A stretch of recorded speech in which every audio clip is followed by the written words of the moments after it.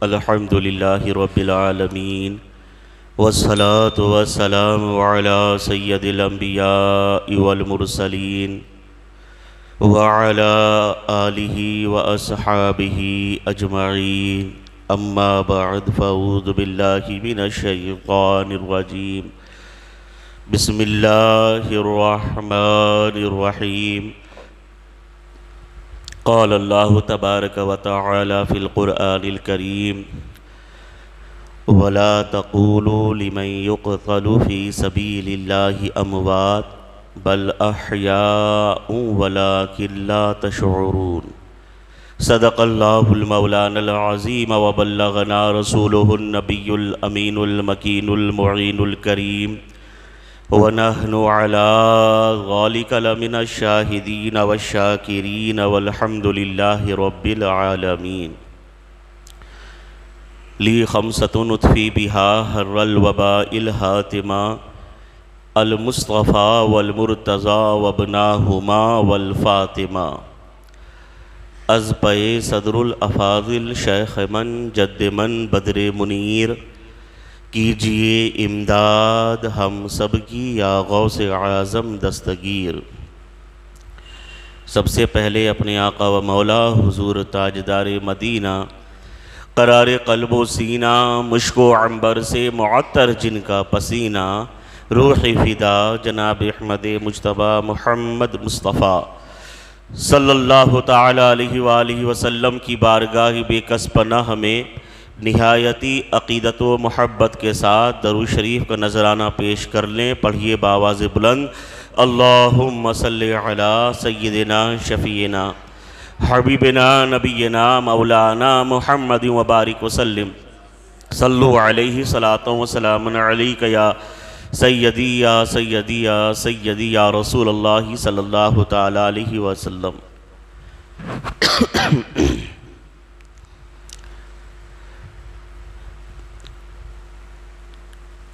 دس روزہ ذکر شہدائے کربلا،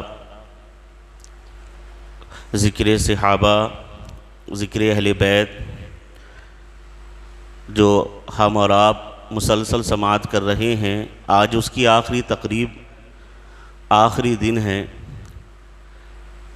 اللہ کریم کی بارگاہ میں دعا ہے مولا تعالی ہماری اور آپ کی حاضری کو قبول فرمائے، اور جو بھی ہم نے واعظ و نصیحت علماء کرام سے سماعت کی ہیں اللہ اس پر عمل کی توفیق عطا فرمائے۔ دو تین قسطوں میں آپ نے سماعت کیا کہ کیسے یزید مسند خلافت پر بیٹھا اور اس نے اپنی بیعت کے لیے کس طرح لوگوں کو مجبور کیا۔ امام عالی مقام کو اپنے نانا کا مدینہ چھوڑنا پڑا، مدینے سے ہجرت کر کے آپ مکہ تشریف لے کے آئے، اور پھر مکے میں قیام جب آپ نے فرمایا، کوفی جو یزید کے ظلم و ستم سے پریشان تھے انہوں نے حضرت امام عالی مقام رضی اللہ تعالیٰ عنہ کو خط پہ خط خطوط کا ایک تانتا باندھ دیا اور امام کی بارگاہ میں عریضہ پیش کیا کہ آپ یہاں تشریف لے آئیں۔ صحابہ کرام کبار نے اور اس وقت جو صحابہ موجود تھے، جو اہل بیت کے محب موجود تھے، جو آپ کے چاہنے والے عقیدت مند اور آپ کے فکر مند تھے، انہوں نے مشورہ دیا کہ آپ تشریف نہ لے کے جائیں۔ یہ وہ لوگ ہیں جنہوں نے آپ کے والد کے ساتھ بھی غداری کری، آپ کے بھائی کے ساتھ بھی غداری کری، اور ممکن ہے کہ یہ آپ کے ساتھ بھی غداری کریں کوفہ کے لوگ۔ آپ نہ جائیں۔ تجویز یہ پیش آئی کہ اپنے کسی معتمد خاص کو، اپنے کسی خاص بندے کو وہاں بھیجا جائے۔ حضرت مسلم بن عقیل کا انتخاب ہوا۔ جناب مسلم اپنے دونوں بیٹے محمد اور ابراہیم کو لے کر کوفہ گئے۔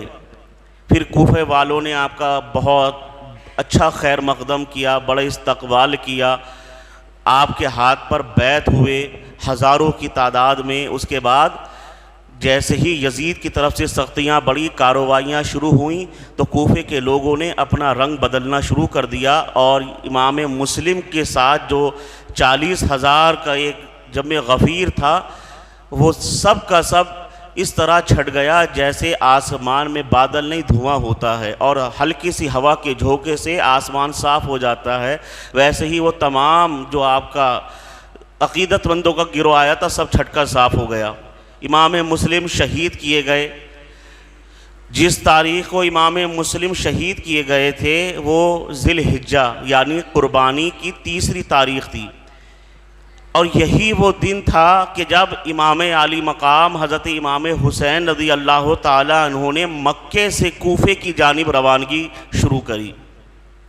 مکے سے جو کوفے کی طرف حضرت امام عالی مقام نے سفر شروع کیا وہ ذی الحجہ کی 3 تاریخ تھی، یعنی قربانی کے مہینے کی 3 تاریخ تھی، کیونکہ امام مسلم کا خط آپ کو مل چکا تھا اور آپ نے جانے کا قصد فرمایا۔ صحابہ آئے، حضرت عبداللہ ابن عباس، حضرت عبداللہ بن عمر، حضرت عبداللہ بن زبیر، اور اس وقت جو صحابہ کرام موجود تھے، جو آپ کے چاہنے والے موجود تھے، جو عرب کے بڑے بڑے لوگ موجود تھے، وہ سب آئے اور سب نے روکا، سب نے منع کیا کہ حضرت آپ تشریف نہ لے جائیں۔ تو امام عالی مقام نے حضرت مسلم کا خط دکھایا، کہا دیکھو اب تو مسلم کا بھی خط آ گیا، اب میرے پاس یہاں رکنے کا مجھے یہاں رکنے کی بظاہر کوئی صورت نظر نہیں آتی، اب میرا جانا نہایت ہی اہم ہے۔ امام حسین رضی اللہ تعالیٰ عنہ 3 ذی الحجہ کو، حج کے مہینے کی 3 تاریخ کو امام حسین مکہ کو چھوڑ رہے ہیں، مکہ کو خیر آباد کہہ رہے ہیں۔ مدینہ سے رخصت ہو کر مکہ تشریف لائے تھے، اب مکہ سے رخصت ہو کر کوفے کی جانب جا رہے ہیں۔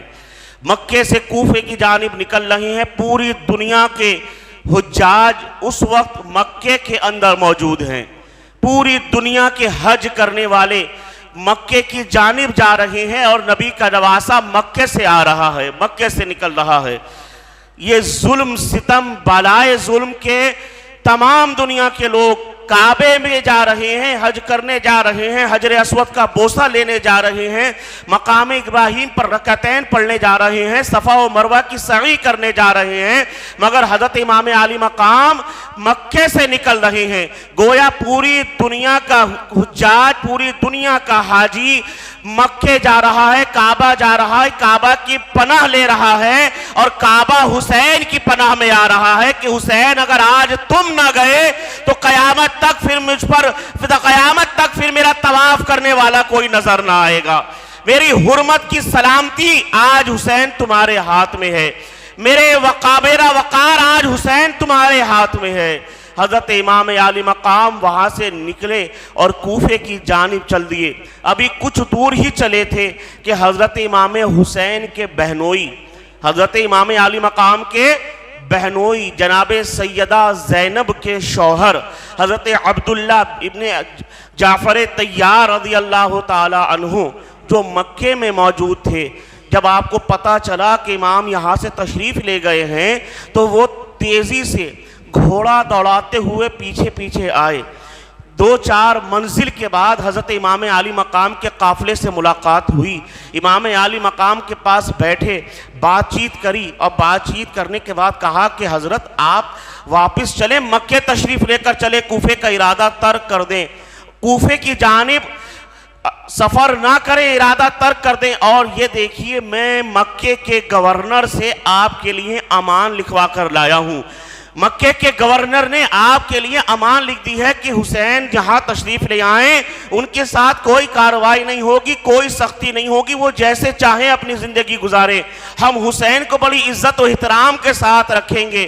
میں مکے کے گورنر سے یہ خط تحریر لکھوا کر لایا ہوں، اس کا بھائی میرے ساتھ میں ہے، حضور آپ مکے تشریف لے جائیں۔ امام عالی مقام نے فرمایا اب میں مکے واپس نہیں جا سکتا۔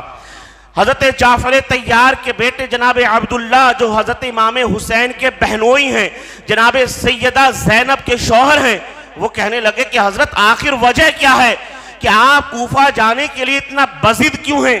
آپ کوفہ جانے کا ارادہ چھوڑ کیوں نہیں دیتے، کیا وجہ ہے؟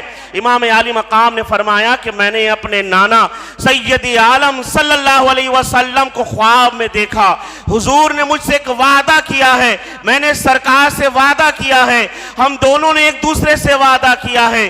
جناب جعفر طیار کے بیٹے حضرت عبداللہ کہتے ہیں کہ حسین اے میرے سرکار وہ وعدہ کیا ہے؟ امام عالی مقام فرماتے نہیں، قسم رب کعبہ کی جب تک میں زندہ ہوں یہ میرے اور میرے نانا کے درمیان کی گفتگو ہے، کسی تیسرے کو اس پر خبر نہیں کروں گا، مطلع نہیں کروں گا، یہ میرے اور میرے نانا کا معاملہ ہے، بس اتنا سمجھ لو کہ اب میں واپس نہیں جا سکتا، میرے نانا نے مجھے حکم دے دیا ہے، مجھے میرے نانا نے آرڈر دے دیا ہے اور نانا کے حکم پہ اب میں جا رہا ہوں۔ امام عالی مقام کو ہر چند کوشش کی گئی روکنے کی، مگر مرضی مولا از ہما اولا، جو خدا چاہتا ہے وہی ہو کر رہتا ہے۔ امام عالی مقام مکے سے نکلے، راستے میں آپ کی کئی لوگوں سے ملاقات ہوئی، کوفے کے حالات آپ کو پتہ چلتے رہے۔ ایک مقام ایسا بھی آیا جہاں پہ جناب مسلم بن عقیل کی شہادت کی خبر بھی آپ کو مل گئی، لیکن آپ پھر بھی کوفے کی جانب چلتے رہے۔ مشورہ ہوا، لوگوں نے کہا ہمیں چلنا چاہیے، کوفے کی جانب چل رہے ہیں۔ اب کوفہ 2 سے 3 منزل دور رہ گیا۔ ادھر ابن زیاد نے، جو کوفہ کا گورنر تھا، بڑا ظالم، شاطر، مکار، چالاک، عیار قسم کا انسان تھا، خباثت اور بےہودگی جس کے ذہن میں پلی ہوئی تھی، اس نے جناب حر کو 1000 سپاہیوں کے ساتھ، 1000 مسلح دار سپاہیوں کے ساتھ امام حسین کے مقابلے کے لیے بھیجا کہ حسین جہاں ملے انہیں روک لو اور میرے پاس لے کر آ جاؤ۔ ابھی کوفہ 2 منزل دور تھا، امام عالی مقام کا قافلہ 2 منزل پہلے ہی کوفہ سے تھا۔ جناب حر 1000 سپاہیوں کے ساتھ وہاں پہنچ جائے اور پہنچنے کے بعد امام عالی مقام کو وہاں روکا۔ روکنے کے بعد آپ دونوں کی گفتگو شروع ہوئی۔ جناب حر نے کہا کہ امام آپ میرے ساتھ کوفہ چلیں، ابن زیاد آپ کو طلب کر رہا ہے، ابن زیاد چاہتا ہے آپ کوفہ جا کر ابن زیاد سے بات کریں، یزید کی بیعت کو قبول کریں، یزید کی بیعت کو قبول کر لیں۔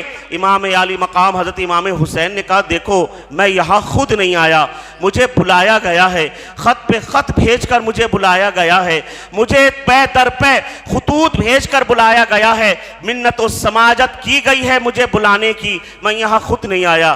جناب حر نے کہا باللہ کی قسم ہمیں ان خطوں کا کچھ نہیں پتا۔ امام عالی مقام نے اشارہ کیا خادم کو، اندر خیمے میں سے خطوط کے جو خطوں کے جو بستے تھے، بورے کے اندر جو خط بھرے ہوئے تھے، وہ لا کر جناب حر کے سامنے لوٹ دیے گئے۔ کہا یہ دیکھیے یہ خط موجود ہیں جنہوں کوفے والوں کی جانب سے لکھے ہوئے جنہوں نے مجھے بلایا ہے۔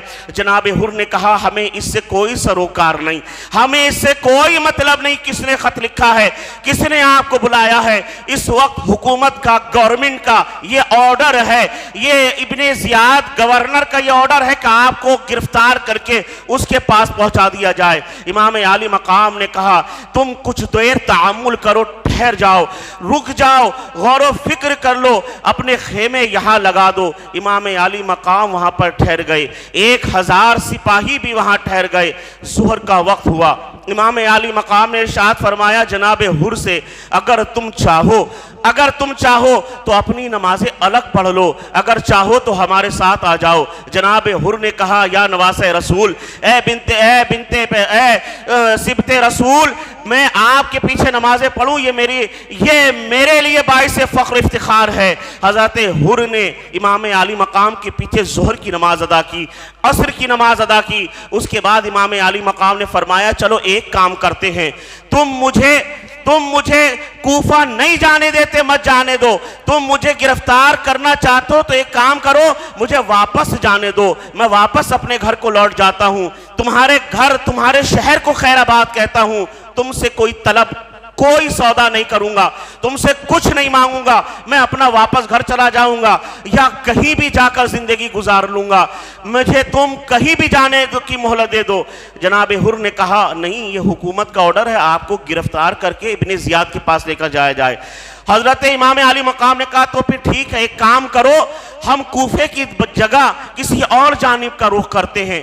حر نے کہا کہ ٹھیک ہے، یہ شرط آپ کی منظور ہے کہ آپ جب تک ابن زیاد کا کوئی آرڈر نہیں آتا ہے آپ کوفے کی جگہ کہیں اور کا قصد کر لے۔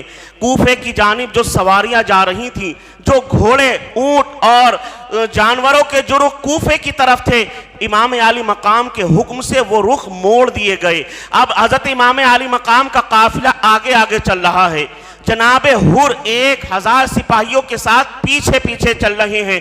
کچھ دور پہنچے ہی تھے کہ ابن زیاد کا آرڈر آ گیا کہ حسین جہاں پر ہیں وہی روک دو، اور ایسی جگہ روکنا جہاں انہیں پانی میسر نہ آئے، چٹیل میدان ہو جہاں دور تک آبادی کا نام و نشان نہ ہو، ایسی جگہ پر امام کو روکنا تاکہ اگر جنگ کا کوئی موقع بنے، جنگ کی صورت بنے تو ان کو مدد پہنچنا آسان نہ ہو۔ اور یہی ہوا، جناب حر نے امام علی مقام کو ایک چٹیل میدان میں لا کر ٹھہرا دیا، قیام کرا دیا، روک دیا کہ آپ یہاں رک جائیں، اپنی سواری سے کجاوے کھول لیں، سامان اتار لیں، آپ اس سے آگے نہیں جا سکتے۔ جناب امام علی مقام علی جدہ وعلیہ السلام نے اپنے شہزادے حضرت زین العابدین سے فرمایا بیٹا یہ کون سا مقام ہے، یہ کون سی جگہ ہے؟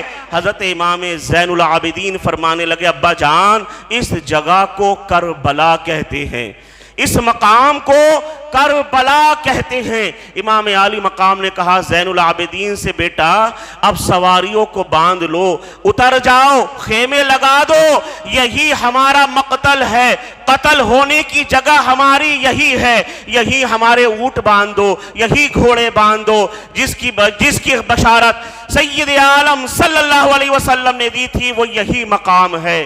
کجاوے کھول دیے گئے، بستر کھول دیے گئے، خیمے نصب کر دیے گئے، وہاں پر قیام ہوا، قیام ہوتا رہا، 3 دن 4 دن 5 دن یہ وہاں پر قیام رہا۔ ابن زیاد کا ظلم اور زیادتیاں بڑھتی چلی گئیں۔ اس نے عمرو بن سعد کو حکم دیا کہ 4000 فوج کو لے کر امام کا مقابلے کے لیے نکل جاؤ۔ عمرو بن سعد 4000 فوجی لشکر، 1000 پہلے سے تھا، 4 اور پہنچا، 5000 کا لشکر ہو گیا۔ ابن زیاد یہاں پر بھی نہیں ٹھہرا اور حکم دے دیا، چاروں طرف سے فوجی دستے آنے لگے، کہیں سے 2000 سپاہی، کہیں سے 4000 سپاہی، کہیں سے 2000 6000 سپاہی، چاروں طرف سے آ رہے ہیں۔ کربلا کے میدان میں 22000 کا لشکر جرار موجود ہے۔ اللہ اکبر کبیرہ، سوچنے والی بات ہے یار، کل 72 یا 82 نفوس قدسیاں ہیں، صرف 72 لوگ ہیں، ان میں بچے بھی ہیں، بوڑھے بھی ہیں، جوان بھی ہیں، عورتیں بھی ہیں، اور پھر جنگ کے ارادے سے بھی نہیں آئے، جنگ کا سامان بھی نہیں ہے، جنگ کا سامان بھی مکمل نہیں رکھتے، جنگ کے ارادے سے بھی نہیں آئے۔ ان کے مقابلے میں صرف دگنی نہیں، 4 گنی نہیں، 5 گنی نہیں، 10 گنی نہیں، 100 گنا سے زیادہ فوج بھیج کر بھی ڈر رہے ہیں، کانپ رہے ہیں، خوف و ہراس ہے، پریشان ہیں کہیں یہ ہم پر حاوی نہ ہو جائیں۔ صرف 72 یا 82 نفوس قدسیاں ہیں حسین کے قافلے میں، 22000 کا لشکر جرار ان کے مقابلے کے لیے کھڑا ہے، اور اس پر بھی عناد کم نہ ہوا۔ اب کیا کہا نہر فرات جاری ہے نا، اس پر سپاہیوں کا پہرا لگا دو۔ کہا حسین کے خیمے میں پانی نہ پہنچے، پانی روک دیا جائے، جب بھوک اور پیاس سے نڈھال ہو جائیں گے، کمزور ہو جائیں گے، بھوک اور پیاس کی شدت ہوگی، جسم میں کمزوری آ جائے گی، اس وقت ان سے مقابلہ کیا جائے گا، اس وقت ان سے لڑیں گے۔ یار 72 کے مقابلے میں 22000 بھی کافی نہیں سمجھتے اپنے آپ کو، اور اس کے بعد ہلا فریب کاریوں سے کام کیا جا رہا ہے، بہانے بازیوں سے کام کیا جا رہا ہے۔ پانی کو بند کر دیا گیا، امام علی مقام پر پانی کو بند کر دیا، پانی پہنچنے نہیں دیتے۔ امام علی مقام نے کئی مرتبہ ان لوگوں سے گفتگو کری کئی مرتبہ بات چیت کری، ہر مرتبہ یہ کہا کہ ہو سکتا ہے کہ تم لوگ بات سے سمجھ جاؤ، مگر وہ لوگ بات ماننے کے لیے تیار نہیں۔ المختصر، ایک دن ایسا آیا جس کو 9 محرم الحرام کہتے ہیں، اس کی شام ڈھلتے ڈھلتے ہی یزیدی لشکر نے ابن زیاد کے حکم سے حملہ کرنا چاہا، اور جب وہ خیمے کے قریب گھوڑے دوڑاتے ہوئے آئے، امام عالی مقام حضرت امام حسین رضی اللہ تعالی عنہ اپنی تلوار کو زمین میں گاڑ کر اس پر سر رکھ کر آرام فرما رہے تھے، اور آپ کی آنکھ لگ گئی۔ جناب سیدہ زینب دوڑتی ہوئی آئیں اور خیمے میں آواز دی کہ بھائی جان خبر لیجئے، یہ گھوڑے کیوں دوڑا رہے ہیں، یہ تلواروں کی آوازیں کیوں آ رہی ہیں، ان کا ارادہ کیا ہے؟ حضرت امام حسین جناب سیدہ زینب کی آواز پہ آنکھیں کھولتے ہیں، جناب مولا عباس کو بلاتے ہیں اور کہتے ہیں عباس ذرا جا کر پتہ تو کرو یہ بے وقت گھوڑوں کی ٹاپوں کی آوازیں کیوں آ رہی ہیں، یہ تلواروں کی کھنک کیوں ہو رہی ہے، یہ نیزے برچے بلم بھالے ہوا میں فضا میں لہرا کیوں رہے ہیں؟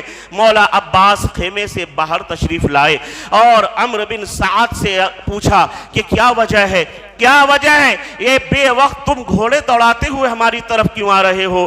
عمرو بن سعد نے کہا بس یزید کا اور ابن زیاد کا یہی حکم ہے، اگر آپ یزید کی بیعت کرتے ہیں، اس کے آگے اپنا ہاتھ دیتے ہیں تو آپ کو انعام و اکرام سے نوازا جائے گا، ورنہ جنگ کے لیے تیار ہو جائیں۔ مولا عباس خیمے میں آئے، حضرت حسین کو تمام بات کی خبر دی۔ حضرت مولا حسین نے فرمایا اے عباس ان سے کہہ دو مجھے پتا ہے جنگ یقینی ہے، لیکن کم سے کم ایک رات کی مہلت دے دی جائے، کل صبح ہم سے جنگ کرنے کا اگر ارادہ رکھتے ہیں تو کل صبح جنگ کر لینا، آج کی رات ہمیں ایک رات کی مہلت دے دی جائے۔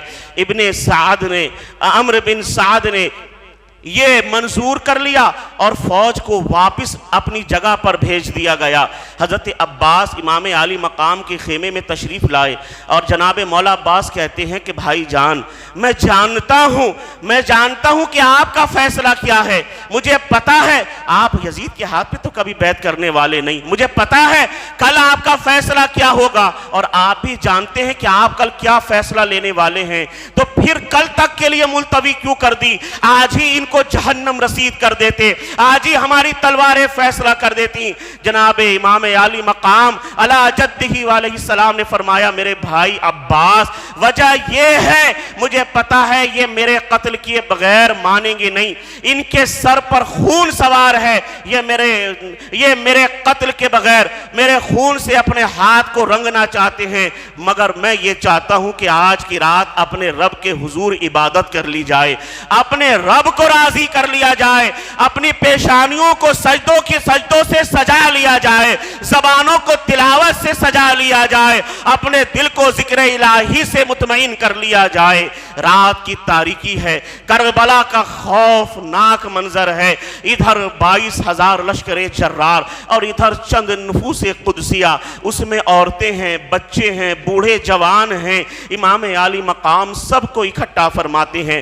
سب کو ایک جگہ فرمانے کے بعد حضرت امام حسین نے فرمایا سنو یہ میرے خون کے پیاسے ہیں، یہ مجھے قتل کرنا چاہتے ہیں، یہ میرے خون کے پیاسے ہیں، یہ چادر تطہیر فاطمہ کو تار تار کرنے چاہتے ہیں، یہ گلشن رسالت کا باغ اجاڑنا چاہتے ہیں، میرے بعد یہ تم سے کوئی سروکار نہ رکھیں گے، میرے بعد یہ تم سے کوئی معاوضہ نہ لیں گے، تم سے انہیں کچھ کام نہیں ہے، میں تمہیں اجازت دیتا ہوں، تمہیں حکم دیتا ہوں، اجازت دیتا ہوں کہ جو جانا چاہے وہ چلا جائے۔ رات کی تاریکی ہے، چراغوں کو بجھوا دیتا ہوں، چراغ بجھا دیے جاتے ہیں تاکہ اندھیرے میں کسی کو جانے میں شرمندگی محسوس نہ ہو۔ تم اپنے بچوں کو لے کر نکل جاؤ، اپنی جان کی حفاظت کر لو، اپنی جان کو بچا لو اور یہاں سے چلے جاؤ، میری طرف سے کوئی شکوہ شکایت نہیں ہے، میں اپنے نانا کے حضور کل قیامت میں تمہیں اس کا صلہ ضرور دلواؤں گا، تم نے ہر قدم پر میرا ساتھ دیا ہے، ہر مقام پہ میرا ساتھ دیا ہے، ہر جگہ میرا ساتھ دیا ہے، ہر سفر و حضر میں میرا ساتھ دیا ہے۔ میں تمہیں اجازت دیتا ہوں اپنے گھروں کو لوٹ جاؤ، اپنے گھروں کو لوٹ جاؤ، اپنے گھروں کو چلے جاؤ، جو جہاں جانا چاہتا ہے چلے جاؤ، میں کسی پر کوئی الزام نہیں لگاؤں گا، میں کسی سے کوئی شکایت نہ کروں گا۔ جب مولا حسین یہ الفاظ کہہ رہے تھے تو حضرت عباس کھڑے ہو گئے، جانثاران کربلا کھڑے ہو گئے، سیدہ کے لال کے چاہنے والے کھڑے ہو گئے، اشک بار آنکھوں سے کہتے ہیں مولا یہ کیسی باتیں کر رہے ہیں؟ ارے ہم زندگی کی بہاریں گزاریں، ہم زندگی کے دن دیکھیں، ہم زندگی کی عیش و عشرت دیکھیں، اور سیدہ کا لال کربلا میں شہید کر دیا جائے، فاطمہ کا لال کربلا میں شہید کر دیا جائے، فاطمہ کے بچوں کو قتل کیا جائے، اور ایسی زندگی لے کر ہم دنیا میں سیر و تفریح کرتے رہیں۔ ایسی زندگی پر افسوس ہے، ایسی زندگی پر لعنت ہے کہ ہماری نظروں کے سامنے خاتون جنت کا شہزادہ شہید کر دیا جائے اور ہم زندگی کی بہاریں لے کر گھومیں۔ ارے جب تک زندہ ہیں، جب تک سانس چل رہی ہے، جب تک جسم میں جان ہے، نفس بے قرار ہے، نفس برقرار ہے، تب تک اپنی جانیں آپ پر قربان کریں گے۔ ہمیں مارا جائے، پھر زندہ کیا جائے، پھر مارا جائے، پھر زندہ کیا جائے، 1000 مرتبہ بھی ہماری جانیں آپ کے قدموں پہ قربان ہو جائیں تو ہمیں کوئی افسوس نہ ہوگا، خوشی خوشی 1000 مرتبہ اپنی جانیں آپ پر قربان کر دیں گے۔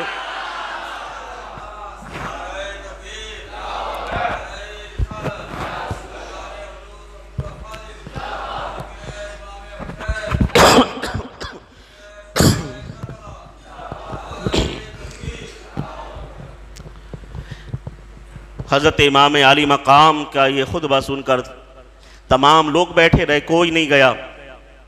وقت گزرا، رات بھر عبادتیں، نمازیں، تلاوتوں میں رات گزاری۔ عاشورہ کی رات جناب سیدہ کے شہزادے نے عبادت و تلاوت میں گزاری۔ وہ قیامت نما دن کی صبح بھی طلوع ہوئی، وہ آفتاب، وہ سورج بھی چمکا، جسم آب خون کی بارش ہونے والی تھی۔ 10 محرم الحرام کا دن آیا، صبح نمودار ہوئی، عاشورہ کا دن جمعہ کا دن تھا۔ امام علی مقام علی جدہ و علیہ السلام اپنے خیمے سے باہر تشریف لاتے ہیں، گھوڑے کو ایڑ لگاتے ہیں، گھوڑے کو دوڑاتے ہیں، اور کربلا کے میدان میں تشریف لائے۔ میدان کارزار میں آنے کے بعد امام علی مقام نے ان سے کہا، ایک خطبہ ارشاد فرمایا۔ امام علی مقام ارشاد فرماتے ہیں، اے کوفہ کے لوگوں، اے کوفہ کے لوگوں، میری بات غور سے سنو۔ قتل ناحق خون ناحق حرام ہے، غضب الہی کا موجب ہے، اللہ کا عذاب ہے۔ کسی ناحق کو مارنا، میں تمہیں آگاہ کرتا ہوں، خبردار کرتا ہوں کہ میرے قتل سے باز آ جاؤ، اس گناہ عظیم میں مبتلا مت ہو۔ میں نے کسی کو قتل نہیں کیا، میں نے کسی کا گھر نہیں اجاڑا، میں نے کسی کے خیمے نہیں جلائے، میں نے کسی پر ظلم و زیادتی نہیں کی ہے۔ تم کیوں سیدہ کے لال سے اپنے خون کو، اپنے ہاتھوں کو خون سے رنگنا چاہتے ہو؟ کیوں سیدہ کا چمن تم اجاڑنا چاہتے ہو؟ کیوں تم مجھے قتل کرنے پر تلے ہوئے ہو؟ اگر تم مجھے اپنے شہر داخل نہیں ہونے دینا چاہتے، ٹھیک ہے، ارے تم ہی نے تو مجھے خط پہ خط بھیج کر بلایا تھا، تم ہی نے تو منتیں سماجتیں کی تھیں، تم ہی نے تو عرضیہ پیش کی تھی کہ حسین ہمارے وہاں تشریف لے آئیں، ہم آپ کو اپنی پلکوں پر بٹھائیں گے۔ کیا کوئی اپنے مہمان کے ساتھ یہ سلوک کرتا ہے جو تم میرے ساتھ کر رہے ہو؟ تم مجھے اپنے شہر نہیں داخل ہونا دینا چاہتے، مت ہونے دو، مجھے واپس جانے دو، میں واپس چلا جاتا ہوں یا کہیں اور نکل جاؤں گا، میرے خون سے اپنے ہاتھ رنگین مت کرو۔ کیا قیامت میں تمہیں اس خون کا حساب نہ دینا ہوگا؟ کس طرح سے اپنی نظریں لے کر، اپنے چہرے لے کر رسول کائنات کی بارگاہ میں جاؤ گے؟ کیا چہرہ اللہ اور اس کے رسول کی بارگاہ میں لے کر جاؤ گے؟ کیا چہرہ دکھاؤ گے؟ کیا میرے خون کا حساب نہ دینا ہوگا؟ کیا تم جانتے نہیں میں کون ہوں اور سید عالم صلی اللہ علیہ وسلم کے چشم کرم کا منظور نظر ہوں؟ کیا تم نہیں جانتے میرے بابا کون ہیں؟ کیا تم نہیں جانتے میری ماں کس کی لخت جگر ہے؟ ارے میں اس بطول زہرا خاتون جنت کہ جب قیامت میں میری والدہ کا پل صراط سے گزر ہوگا تو عرش سے ندا کی جائے گی، اے اہل محشر اپنی گردنیں جھکا لو، اپنے سروں کو جھکا لو، اپنی آنکھوں کو بند کر لو، خاتون جنت 70,000 حوروں کے ساتھ پل صراط سے گزرنے والی ہے۔ کیا تم نہیں جانتے میں کس کا بیٹا ہوں؟ کیا تم نہیں جانتے میری والدہ کس کی لخت جگر ہیں؟ کیا تم نہیں جانتے کہ نبی کریم صلی اللہ علیہ وسلم نے فرمایا حسین کی محبت میری محبت ہے؟ کیا تم نہیں جانتے کہ حضور نے فرمایا حسین مجھ سے ہے میں حسین سے ہوں؟ کیا تم نہیں جانتے حضور نے نبی نے مجھے جنتی نوجوانوں کا سردار کہا ہے؟ کیوں اپنے اوپر ظلم کر رہے ہو؟ اپنی عاقبت پر غور کرو، اپنے حشر کو دیکھو، اپنے انجام پہ غور کرو۔ یزیدی لشکر کہنے لگا یہ بات اس وقت زیر بحث نہیں ہے، یہ بات اس وقت زیر بحث نہیں ہے، اس بات کا یہاں پر کوئی لینا دینا نہیں ہے، بات صرف اتنی ہے آپ کا کیا مقام ہے، کیا مرتبہ، ہمیں اس سے کوئی سروکار نہیں۔ بات صرف اتنی ہے یا تو آپ یزید کی بیعت کریں یا جنگ کے لیے تیار ہو جائیں۔ امام عالی مقام مسکرائے اور کہا مجھے پتا تھا جواب یہی ملے گا، مگر اتمام حجت کے لیے اس لیے میں نے یہ تمام باتیں تمہارے سامنے رکھ دی تاکہ کل کو کوئی یہ نہ کہہ سکے کہ ہمیں پتا نہیں تھا یہ حسین ہیں، ہمیں معلوم نہیں تھا یہ حسین ہیں۔ اگر ہم جانتے یہ حسین اعظم ہیں، یہ حضور کے شہزادے ہیں، ان کا مقام و مرتبہ یہ ہے، ان کے بابا کا مقام یہ ہے، ان کی ماں کا مقام یہ ہے، تو ہم ہرگز ان سے جنگ نہ کرتے، تمہارے پاس یہ عذر نہ رہ جائے، اسی لیے اتمام حجت کے لیے تمہیں بتا رہا ہوں، تمہیں سمجھا رہا ہوں۔ ابھی حضرت امام عالی مقام یہ گفتگو فرمائی رہے تھے کہ یزیدی خیمے میں سے ایک بدبخت نکلا، گھوڑا دوڑاتا ہوا امام کے خیمے کے قریب آیا۔ امام حسین رضی اللہ تعالیٰ عنہ نے خیمے کے 3 طرف کھندق کھدوائی ہوئی تھی، گہرے گڈھے نہر ٹائپ جیسے نہریں ہوتی ہیں، اور یہ عرب کی جنگ کا دستور ہوتا تھا کہ وہ بعض موقعوں پہ اس طرح کی نہریں کھدواتے تھے اور اس میں آگ جلا دیتے تھے۔ وجہ کیا تھی کہ 3 طرف سے وہ نہر نما وہ کھندق کھدوا دی گئی، اس میں آگ جلا دی گئی، اور اس کی وجہ یہ ہوتی تھی کہ دشمن کے گھوڑے، دشمن کی فوج، ان کے سپاہی اور دشمن یہ پیچھے سے حملہ نہ کریں تاکہ ہماری عورتیں محفوظ رہیں، خاتون جنت کی شہزادیاں محفوظ رہیں۔ امام عالی مقام نے 9 محرم الحرام کو وہ خیمے کے 3 جانب خندق کھدوا دی تھی، اس میں آگ روشن کروا دی تھی تاکہ کوئی پیچھے سے یزیدی داخل ہو کر خیمے میں داخل نہ ہو جائے، اور جو خاتون جنت کی شہزادیاں خیمے کے اندر مکی ہیں، آرام خیمے کے اندر بیٹھی ہیں، ان پر کوئی ظلم و زیادتی نہ کرے۔ یہ بدبخت گھوڑا دوڑاتے ہوئے آیا اور حسین اعظم سے کہنے لگا، امام سے کہا کہ اے حسین، جہنم کی آگ سے پہلے تم نے دنیا میں آگ جلا لی، جہنم میں جلنے سے پہلے دنیا میں جلنے کے لیے تیار ہو گئے۔ امام عالی مقام کو بڑی تکلیف ہوئی، بڑا صدمہ پہنچا۔ آپ نے فرمایا کذبت یا عدو اللہ، اللہ کے دشمن تو جھوٹ بولتا ہے۔ امام عالی مقام کے ایک جانثار ساتھی سپاہی تھے، مسلم بن اوسجہ، تڑپ اٹھے، بلک اٹھے اور آگے بڑھے۔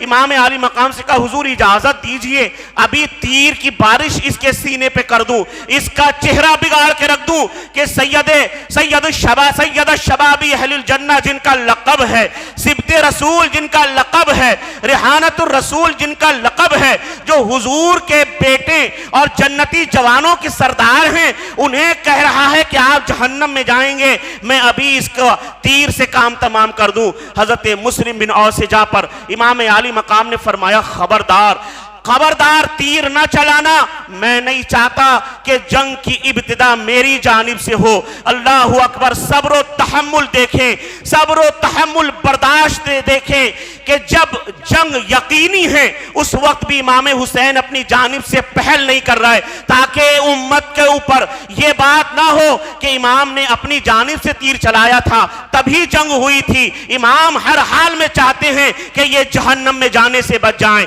یہ فاطمہ کا چمن اجاڑنے سے بچ جائیں۔ امام عالی مقام کہتے ہیں نہیں، تیر مت چلانا، ہاں تیرے دل کے درد کا علاج ہم کر دیتے ہیں، تیرے زخمی دل پر مرہم ہم رکھتے ہیں۔ اے مسلم، تیرا دل بے چین ہوا ہے نا، تڑپا ہے نا، اس کا علاج ہم کرے دیتے ہیں۔ امام عالی مقام بارگاہ رب العالمین میں اپنے ہاتھوں کو اٹھاتے ہیں، عرض کرتے پروردگار عالم اس بخت کو اس کی سزا دے دے۔ ابھی امام کی زبان سے یہ کلمے ادا ہی ہوئے تھے کہ وہ شخص، وہ خبیث جو امام سے بدتمیزی کر رہا تھا، اس کے گھوڑے نے کو چمک ہوئی اور گھوڑے کا پیر ایک گڈھے میں پھنسا، یہ اس پر سے گرا، اس کا پاؤں گھوڑے کی رکاب میں پھنسا اور گھوڑے نے اسے گھسیٹنا شروع کیا اور اسی جلتے ہوئے تندور میں اس کو لا کر پھینک دیا۔ امام عالی مقام نے سجدہ شکر ادا کیا، بارگاہ رب العالمین میں حمد و ثنا کی۔ اس کے بعد ایک اور آیا، بدبخت آنے کے بعد کہنے لگا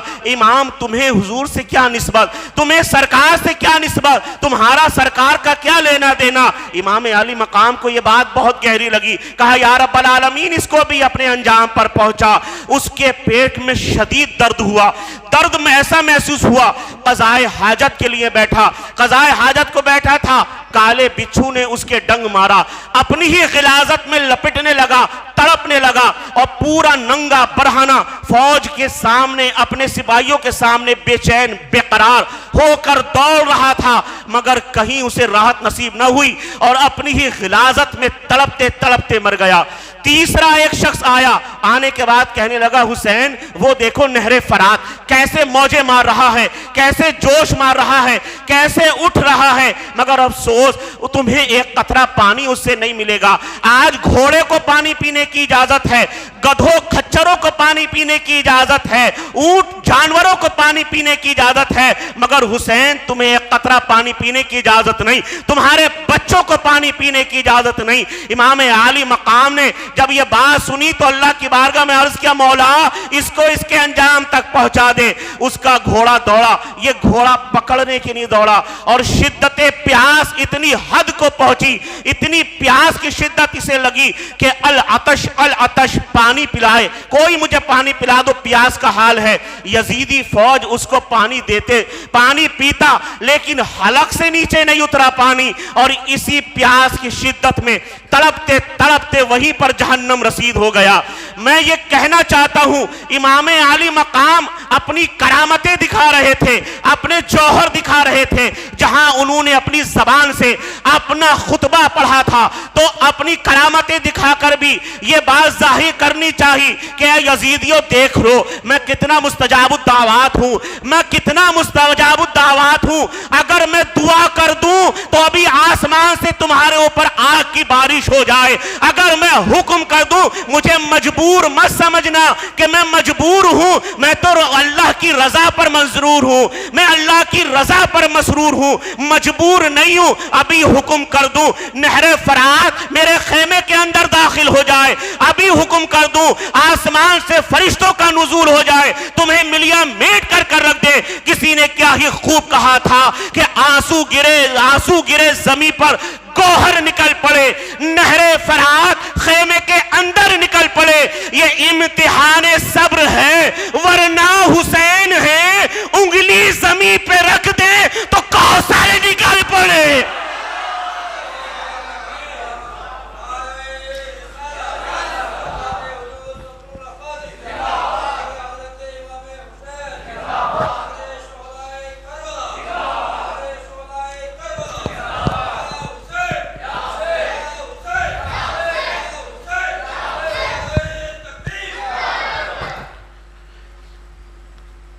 آنسو زمین پہ گرے تو گوہر نکل پڑے، نہر فرات خیمے کے اندر نکل پڑے۔ یہ امتحان صبر ہے، ورنہ حسین ہیں انگلی زمین پہ رکھ دے تو کوثر نکل پڑے۔ یہ حضور کے شہزادے ہیں مگر امتحان گاہ میں آئے ہیں۔ بہرحال وقت گزرتا گیا، جنگ کا نقارہ بجا. عمرو بن سعد، یہ جانتے ہیں عمرو بن سعد کون ہیں؟ اللہ اکبر. قیامت تو آنی ہے مگر جو کربلا میں آئی نا وہ قیامت سے کم نہیں تھی.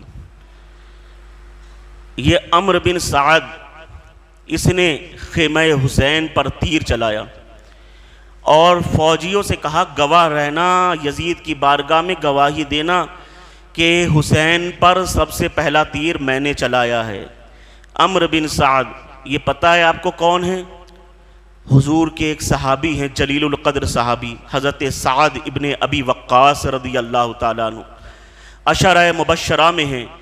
یعنی وہ 10 خوش نصیب صحابہ جن کو حضور نے دنیا ہی میں جنت کی بشارت دی تھی نا. حضرت ابو بکر صدیق، حضرت عمر فاروق رضی اللہ عنہ، حضرت عثمان غنی مولائے کائنات رضی اللہ تعالیٰ عنہ، جو 10 صحابہ جن کو حضور نے دنیا میں جنت کی بشارت دی تھی کہ یہ جنتی ہیں، ان 10 جنتی میں حضرت سعد ابن ابی وقاص کا بھی شمار ہوتا ہے. اور حضرت سعد ابن ابی وقاص فخر سے کہتے تھے کہ اے لوگوں، سرکار کی جانب سے لڑتے لڑتے جو کفار پر سب سے پہلا تیر مارا تھا نا وہ سعد ابن ابی وقاص نے مارا تھا. جو حضور کی طرف سے سب سے پہلا تیر کفار پر کسی نے چلایا ہے تو وہ سعد ابن ابی وقاص نے چلایا ہے. جنگ احد کے موقع پر جب کفار نے مسلمانوں کو، صحابہ کو گھیر لیا اور سرکار پر تیروں کی بارش کی نا، تو حضور کے آگے جو ڈھال بن کر کھڑا تھا اس شخص کا نام حضرت سعد ابن ابی وقاص ہے. جو حضور کے آگے سینہ لے کر کھڑے تھے کہ یا رسول اللہ جب تک میرے جسم میں جان ہے میں آپ تک تیر پہنچنے نہیں دوں گا. وہ جنتی جوان اور وہ جنتی صحابہ، وہ عظیم القدر صحابہ، وہ جلیل القدر صحابہ، ان کے بیٹے کا نام عمرو ہے. یہ عمرو انہی کا بیٹا ہے. باپ کی قسمت دیکھو کہ نبی پہ آنے والا تیر اپنے سینے پر لے رہا ہے، اور بیٹے کی بدقسمتی دیکھو کہ ہوا نبی کے بیٹے پر تیر چلا کر فخر کر رہا ہے کہ لوگوں یزید کی بارگاہ میں گواہی دینا کہ حسین ابن علی پہ سب سے پہلا تیر میں نے چلایا تھا.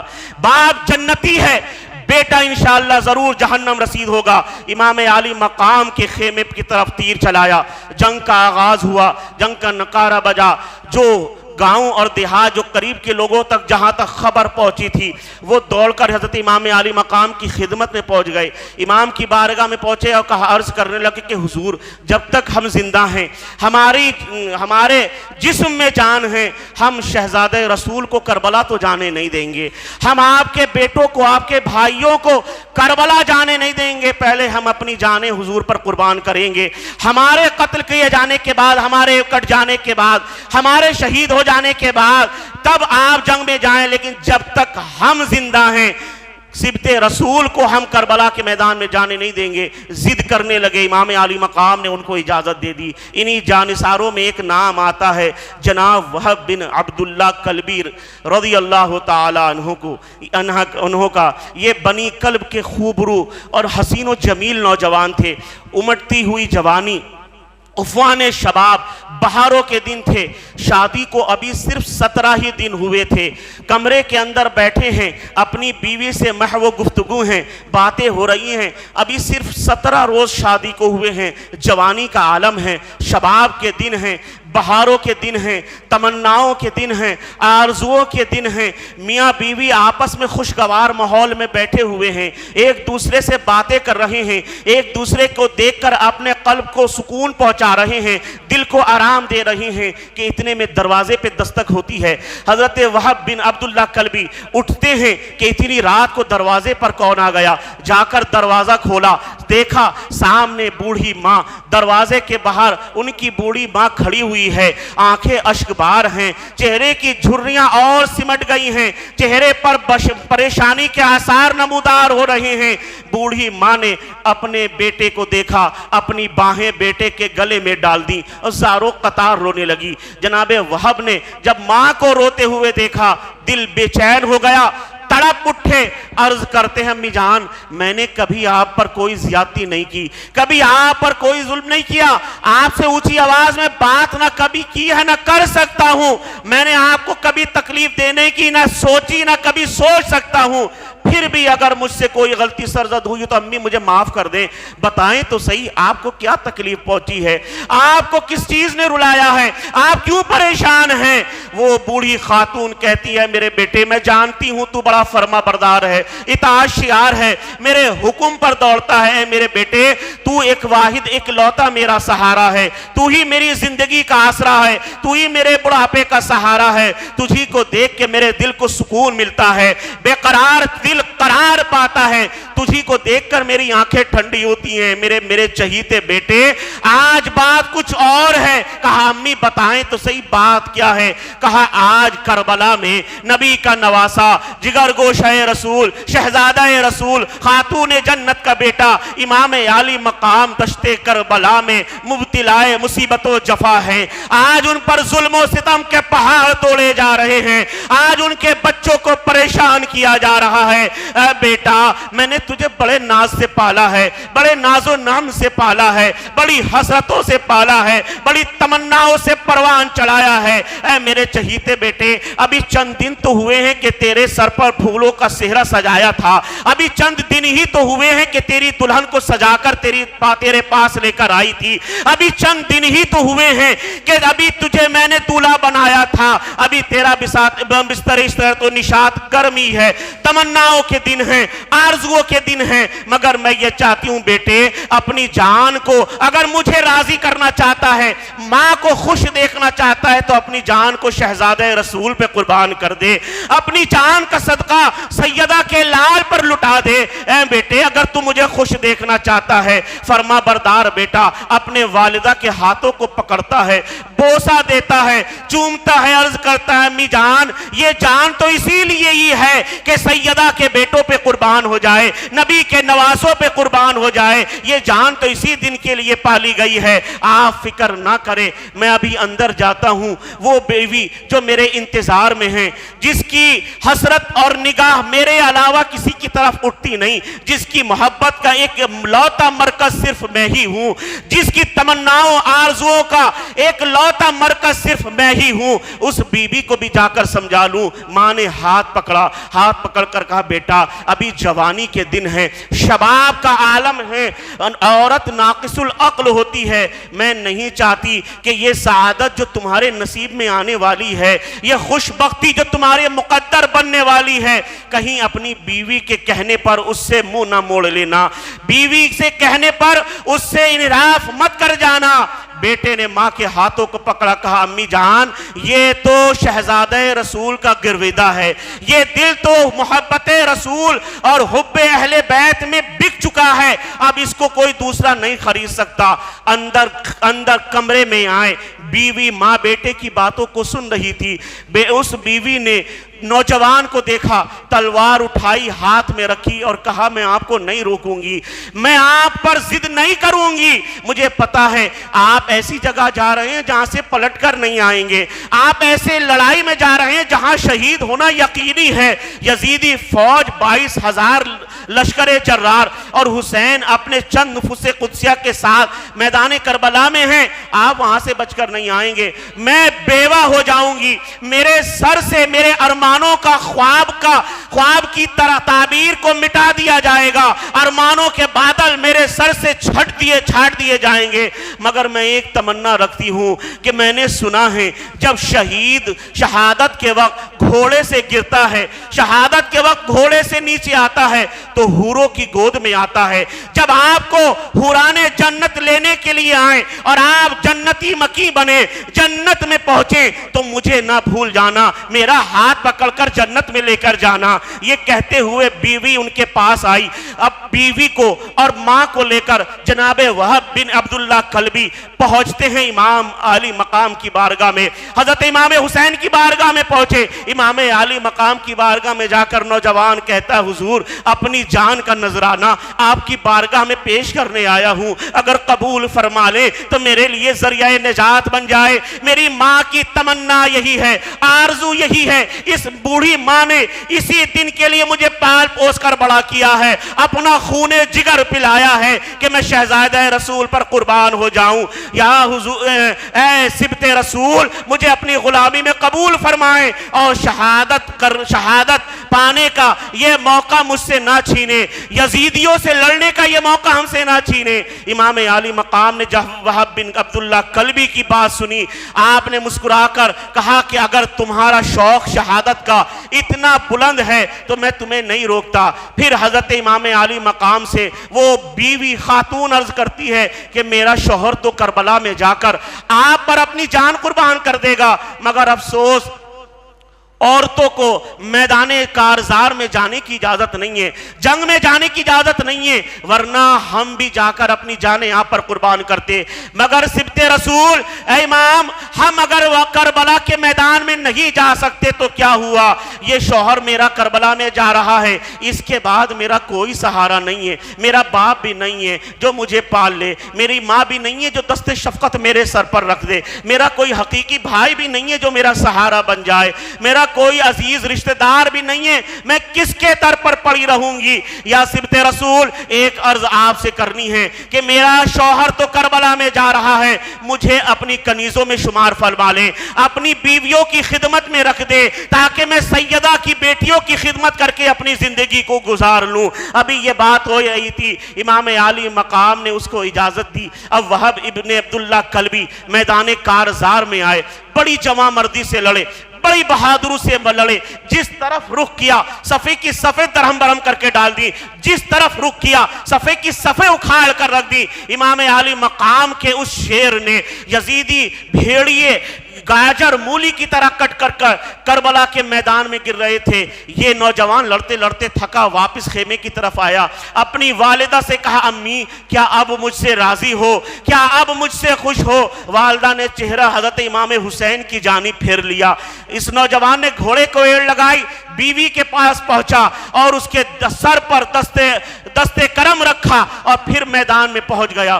بہادری سے لڑا, لڑتے لڑتے جب یزیدیوں نے دیکھا کہ ان سے ایک ایک کا مقابلہ نہیں ہو سکتا ہے تو 1000 فوج نے ایک بارگی حملہ کیا, جس سے یہ نوجوان زخموں سے چور ہو گیا, زخموں سے چور ہو گیا. نیزوں کے زخم جسم پر, تیر برچی بلم بھالوں کے زخم جسم کے اوپر, گھوڑے سے نیچے آیا اور ان کو قتل کر دیا گیا, شہید کر دیا گیا. ایک بخت نے ان کا سر کاٹا, سر کاٹنے کے بعد خیمے کی جانب اڑا دیا.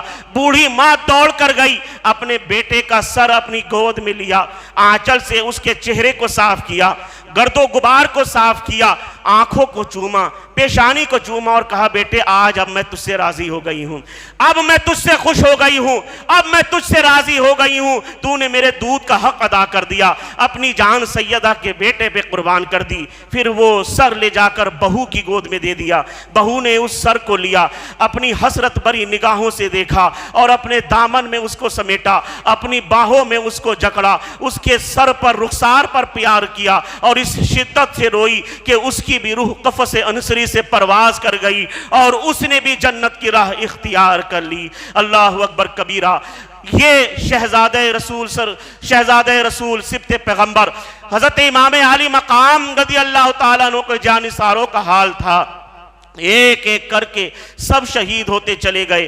کربلا کا میدان, کربلا کا وہ خونی منظر, کربلا کا وہ دردناک منظر جس کی تاب بیان کرنے سے قاصر ہے.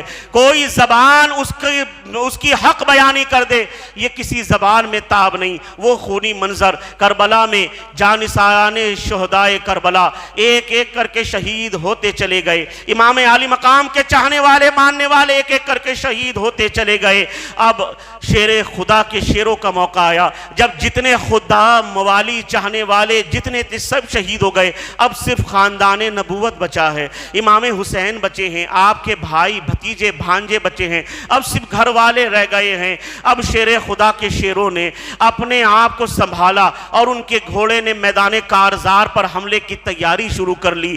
تاریخ میں امام الہند حضور سیدی صدر اللہ فاضل رحمت اللہ علیہ لکھتے ہیں کہ اسد اللہ کے کے شیروں نے، اللہ کے شیروں نے جب میدان کربلا کا رخ کیا ہے تو وہ قیامت خیز منظر تھا، وہ قیامت نما منظر تھا کہ اسد اللہ تلواریں تھیں، یہ شہاب ثاقب کی آتش باری، بنی ہاشم کی نبرد آزمائی، اور جاں شکار حملوں نے کربلا کی خشک ریگستان کو، تشنا لب زمین کو یزیدیوں کے خون سے سیراب کر دیا۔ جس طرف رخ کیا صفحے کی صفحے اٹھا کر رکھ دی، صفحے کی صفحے اکھاڑ کر رکھ دی، نیزوں کی نوکوں پر صرف سب شکن بہادروں کو اٹھانا، پٹخنا، خاک و خون میں ملانا ہاشمی نوجوانوں کا، فاطمی نوجوانوں کا معمولی کرتب نظر آتا تھا۔ تلواروں کی چمک نے نگاہیں خیرہ کر دی تھی، بہادر حیران تھے، شیر دل بہادر چیخ رہے تھے، چیخیں مار رہے تھے، یہ کس شیر کا حملہ ہے، یہ کن بہادروں کا حملہ ہے کہ ہزاروں ناقابل ہیں، ہزاروں مل کر بھی جن کا مقابلہ نہیں کر پا رہے۔ جب خیمے سے چلتے تھے اور تلواروں کو لہراتے تھے تو ان کی تلواروں سے سر اس طرح اڑ کر دور گر رہے تھے جیسے موسم خزاں میں، پتجھڑ میں ایک آندھی کا جھونکا درخت کے پتوں کو اڑا کر لے جاتا ہے، ایسے یزیدیوں کے سر میدان کربلا میں اڑ رہے تھے۔ خیمے سے چلتے تھے تو اسد اللہ تلواریں چمکتی تھی، اور آج ان کی تلوار سے یزیدی ایسے کٹ رہے تھے، کبھی میمنہ پر حملہ کیا، صفحے کی صفحے درہم برہم کر کے ڈال دی، کبھی میسرہ پہ حملہ کیا، صفحے کی صفحے درہم برہم کر کے ڈال دی، کبھی قلب لشکر پہ غوطہ کھایا، صفحے کی صفحے درہم برہم کر کے ڈال دی۔ یزیدی پریشان تھے، ہوش اڑے ہوئے تھے، یہ ہو کیا رہا ہے، یہ ہو کیا رہا ہے؟ 3 دن سے پیاسے ہیں، کھانا ان کو نہیں ملا، پانی ان تک پہنچنے نہیں دیا، کچھ کھانے پینے کا سامان ان کے پاس نہیں، دھوپ کی تمازت ہے، دھوپ کی شدت ہے، لوہے کا لباس جسم کو پگھلا رہا ہے، اور ہمت جواں مردی یہ حال ہے، شیر خدا کے شیروں کا یہ حال ہے کہ جب میدان میں آتے ہیں ایسا لگتا ہے علی کا لال نہیں آ رہا، عذاب الہی یزیدیوں پر نازل ہو رہا ہے۔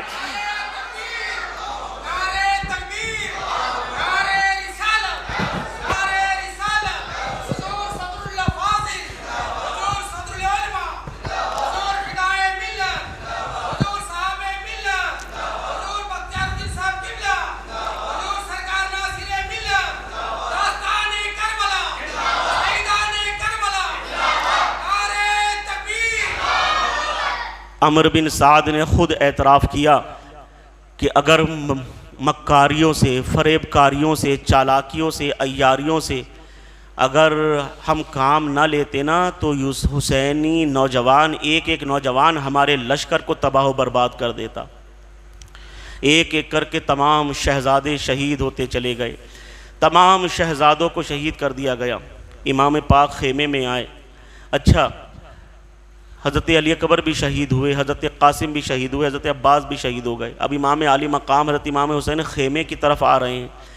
پاک بی بی حضرت امام حسین کی زوجہ آگے بڑھیں، اور بڑھنے کے بعد آپ کی گود میں شیر خوار بچے 6 ماہ کے علی اصغر ہیں، آگے آ کے امام کی گود میں دیتی ہیں، کہتی ہیں کہ امام ہم بھوک اور پیاس کی شدت برداشت کر رہے ہیں، ہم تکلیفیں برداشت کر رہے ہیں، انہوں نے ہم پر ظلم کیا، ہم پر زیادتیاں کی، ہم برداشت کر رہے ہیں۔ یہ 6 مہینے کا بچہ جو بولنا نہیں جانتا، جو زبان سے کچھ کہہ نہیں سکتا، دیکھیے کیسے پیاس میں تڑپ رہا ہے، بے چین ہے پیاس کی شدت میں، اب دودھ بھی نہیں جو پلا کر اس کے حلق کو تر کیا جائے۔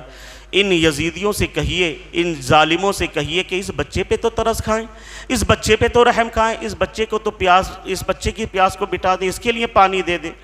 امام علی مقام نے کہا کہ اے بی بی، ان کے دل پتھر سے بددرجہ بدتر ہو چکے ہیں، ان کے سینوں پر مہر لگ چکی ہے، پیشانیوں پر مہر لگ چکی ہے، یہ راضی نہیں ہوں گے۔ مگر بیوی کا اصرار، ماں کی ممتا تھی، تڑپ گئی کہ امام ایک بار میرے کہنے سے آپ اس بچے کو لے کر جائیں، شاید اس بچے کو دیکھ کر، ارے بچوں کو دیکھ کر تو دشمنوں کا دل بھی پگھل جاتا ہے، اور یہ تو نبی کا نواسا ہے، یہ تو خاتون جنت کا شہزادہ ہے، دیکھیں نا اس کو لے کر جائیں، اس کو دیکھ کر شاید ان کے دل کچھ رحم کھا لیں، کچھ پگھل جائیں۔ حضرت امام علی مقام جناب علی اصغر کو اپنے گود میں لے کر میدان کارزار میں تشریف لاتے ہیں، یزیدیوں سے مخاطب ہو کر کہتے ہیں کہ تمہاری جنگ مجھ سے ہے، تمہاری دشمنی مجھ سے ہے، تم میرے خون کے پیاسے ہو، تم میرے خون سے اپنے ہاتھوں کو رنگنا چاہتے ہو، تم مجھ سے لڑنا چاہتے ہو، اس بچے نے تمہارا کیا بگاڑا ہے؟ اس بچے سے تمہاری کیا دشمنی ہے؟ تم اس بچے کو چند گھونٹ پانی پلا دو، دیکھو کیسے تڑپ رہا ہے، پیاس کی شدت سے بے چین ہو رہا ہے، تم اس کو پانی پلا دو، میں وعدہ کرتا ہوں کہ ساقی کوثر سے تمہیں جام کوثر پلوا دوں گا، میں وعدہ کرتا ہوں تمہاری تمام خطائیں معاف کر دوں گا، اب تک تم نے میرے بیٹوں بھائیوں کو جو قتل کیا سب معاف کر دوں گا، اس بچے کو چند قطرے پانی پلا دو۔ امام عالی مقام یہ فرما رہے ہیں کہ تم پانی پلا دو، میں تمہیں اپنے نانا سے جام کوثر پلواؤں گا، اپنے جانا سے جام کوثر پلواؤں گا، آ کر اس بچے کو پانی پلا دو۔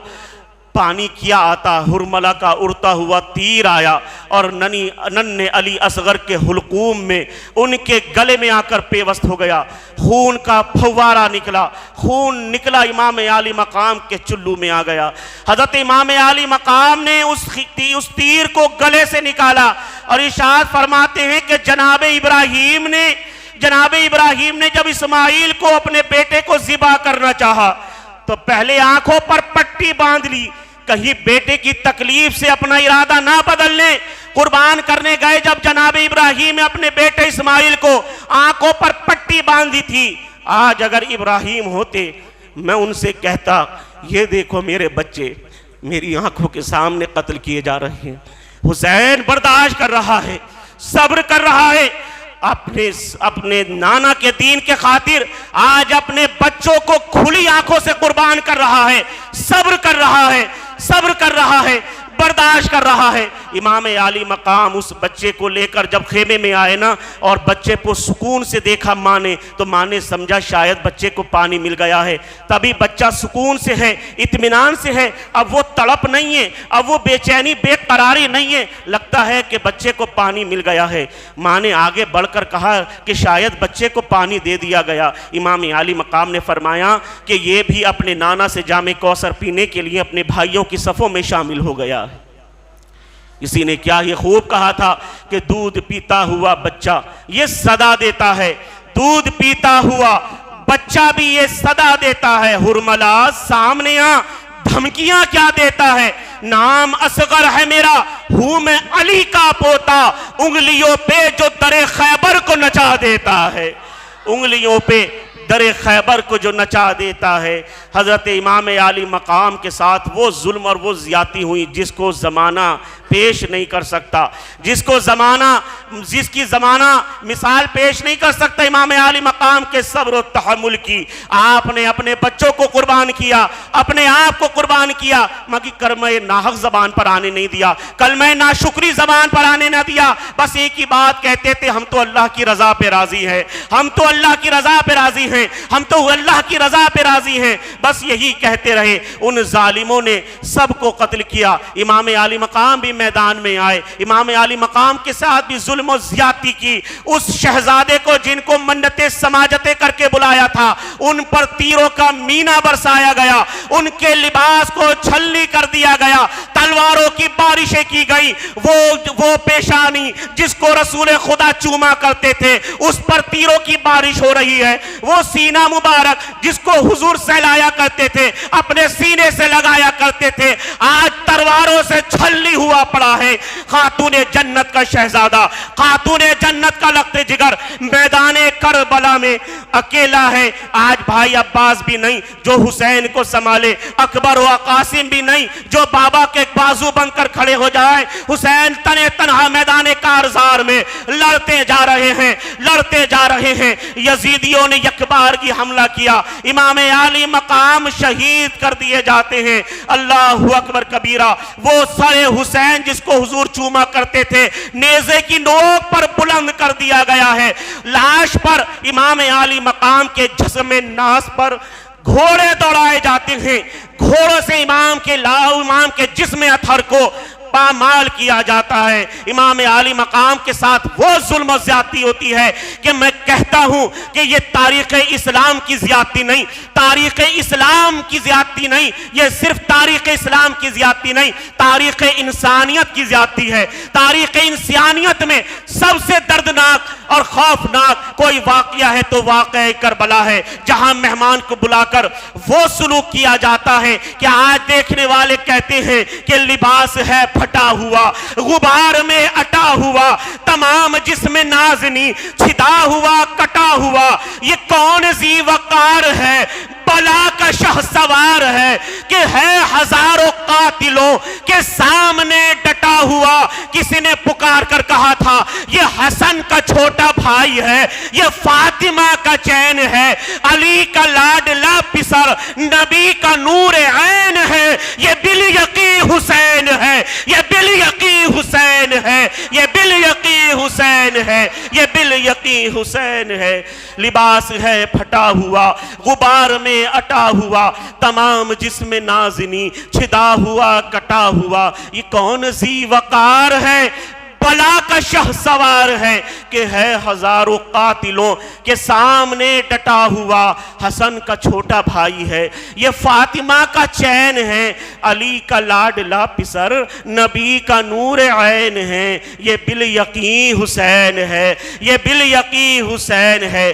دلاوری میں فرد ہے، بڑا ہی شیر مرد ہے کہ جس کے دبدبے سے رنگ دشمنوں کا زرد ہے، حبیب مصطفیٰ ہے یہ، مجاہد خدا ہے یہ، جبھی تو اس کے سامنے یہ فوج گرد گرد ہے، ادھر سپاہ شام ہیں، ہزار انتظام ہیں، ادھر ہے دشمنان دین، ادھر فقط امام ہے، مگر عجیب شان ہے، غضب کی آن بان ہے، مگر عجیب شان ہے، غضب کی آن بان ہے کہ جس طرف اٹھی ہے دیغ بس خدا کا نام ہے، یہ بالیقین حسین ہے، نبی کا نور عین ہے، یہ بالیقین حسین ہے، یہ بالیقین حسین ہے۔ اللہ کریم کی بارگاہ میں دعا ہے کہ مولا تعالیٰ اپنے حبیب مصطفیٰ جان رحمت صلی اللہ علیہ وسلم کے صدقے میں ہمیں سید الشہداء امام عالی مقام کے بتائے ہوئے طریقے پہ چلنے کی توفیق عطا فرمائے، اور نبی کے بیٹوں نے جس مقصد کے لیے دین کے خاطر اپنی جانوں کو قربان کیا، جانوں کا نذرانہ پیش کیا، اللہ ہمیں اس دین متین پر چلنے کی توفیق عطا فرمائے۔ کہنے سننے میں غلطی سرزد ہوئی مولا اسے معاف فرمائے۔ استغفر اللہ ربی من کل ذنب واتوب الیہ، وآخر الدعوانا ان الحمد للہ رب العالمین۔ السلام علیکم ورحمۃ اللہ۔